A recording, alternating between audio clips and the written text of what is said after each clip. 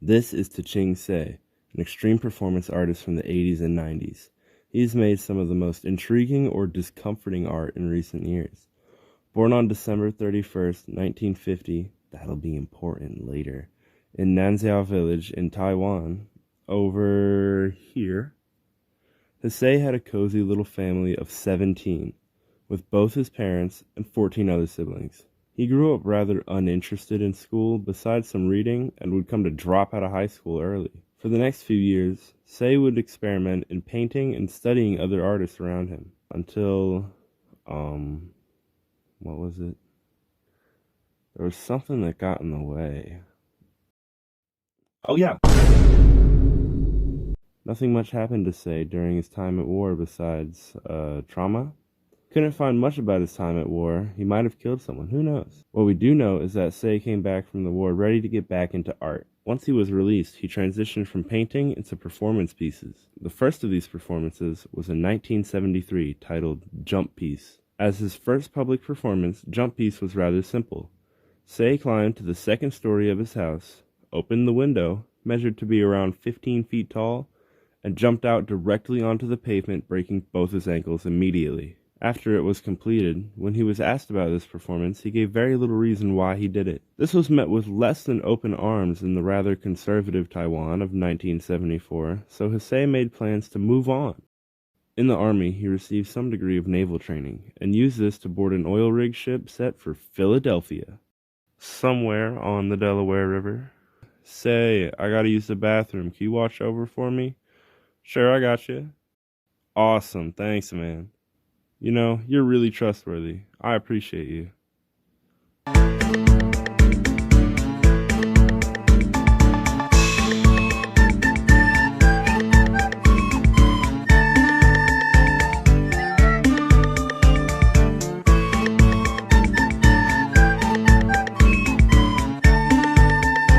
Hsieh had jumped overboard and made it to his true goal, New York City. Here, he could freely express himself through his performances with much less resistance. Unfortunately, he could also go to jail as he entered the country illegally with no visa, no identification, and certainly no money at all. In an interview, he said, And of course, I'm illegal to live in America in the beginning, so I have a quite difficult time, 6 years, to clean restaurant or the dishwash in restaurant. During this time, he got a small job and was able to support himself enough as he adapted to the U.S. Until finally, in 1978, another performance was ready. This was the beginning of a series of 5 different one-year-long performances. Before we discuss them, I should first put a disclaimer. It's important to know these performances do not come from a desire for self-harm. Hsieh said, "My work does not come from a place of suffering or pain, even if that may happen along the way." His characteristic lack of explanation for these performances often leaves a large amount of room for interpretation. But a key theme to all of his work is time. Time spent, time lived, time passing, and time wasted. On September 29th, 1978, Hsieh began Cage Piece. He locked himself in a 15-foot by 15-foot wooden cage for 1 year. On top of this, the only things in the cage were a sink, a bed, and a bucket. And finally, he was not allowed to consume any form of media, reading, writing, drawing, conversation, or overall interaction with anyone or anything during this period. A friend would come empty his bucket and give him food, as well as take a picture of him once a day until the performance had ended a year later. On April 11th, 1980, Hsieh began his newest performance, Time Clock Piece. He shaved his head, and then he began punching a time card every single hour on the hour for an entire year. He would take a photo of him clocking in every hour in the same position and jumpsuit as well. When the performance ended, he put all of these pictures together in one video. This was an incredibly grueling task as it prevented him from sleeping longer than an hour at a time. Any time spent eating, sleeping, or doing anything had to be managed so he could put on his jumpsuit and take a picture next to the clock within the next hour. During the entire year, there were only a handful of times he missed the hour and was only off by a couple minutes each time. Beginning September 26, 1982, Hsieh vowed to stay completely outside without going under any roof in New York City for an entire year, excluding his sleeping bag. Obviously, this was incredibly difficult. He couldn't bathe anywhere with the sole exception of rain. He couldn't even buy food from a vendor if they had an umbrella, so eating was stressful.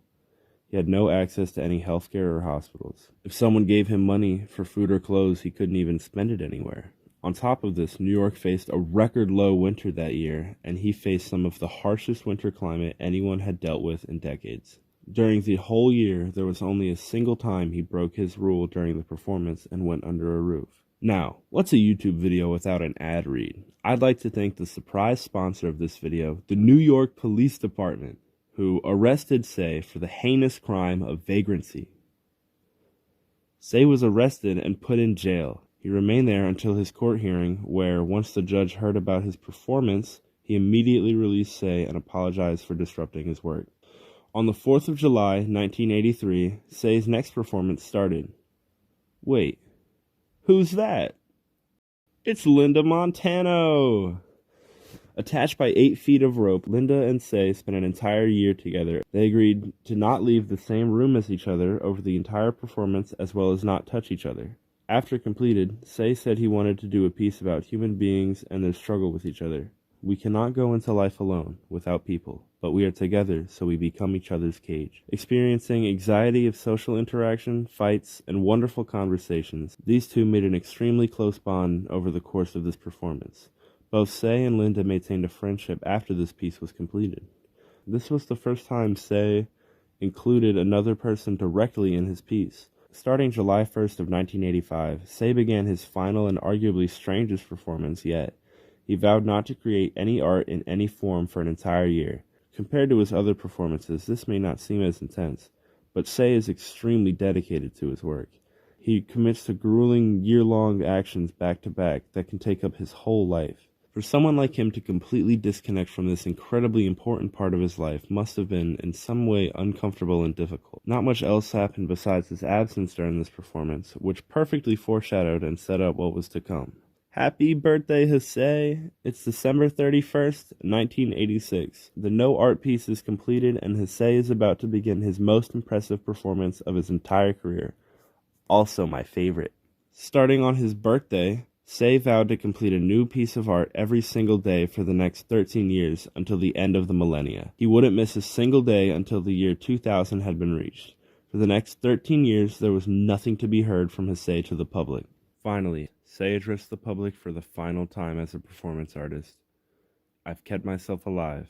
I made it past December 31st, 1999. Following this, Hsieh stopped being a performance artist.